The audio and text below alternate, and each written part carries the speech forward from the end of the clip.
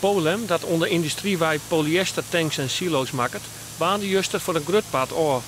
Het vuur wie ontstien bij een van de machines. Want in de vierde omkrieten wie in de zwarte reekwolken te zien. Toch had de volkszoens net in gevaar west, hebben onderzoekers het vastgesteld.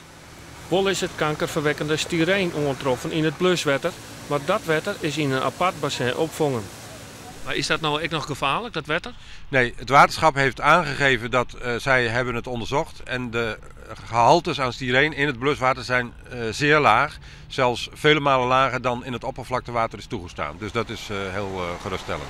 Dat wetter wordt nou liekers al het oorrioolwetter schoonmaken. Dat gebeurt op de rioolzuivering onder Wielerwij op een Lemmer. De inwoners van de Lemmer en omliggende plakken hebben van de morgen van de Wissegiet nog een brief gekregen met tal van adviezen. Heb je een zandbakje bijvoorbeeld voor je kinderen en er ligt wat rommel in? Nou, doe het zand weg en doe er even nieuw zand in. Bij groentetuintjes, volkstuintjes, hebben we gezegd, ook op advies van de gezondheidskundige, als het echt op de planten zit, wat je wil eten, dan kun je ze beter wegdoen. Is het goed afwasbaar, dan is het ook nog heel goed te eten. Intussen wordt bij Polem de skeer opmaken. Die wordt roerst op miljoenen.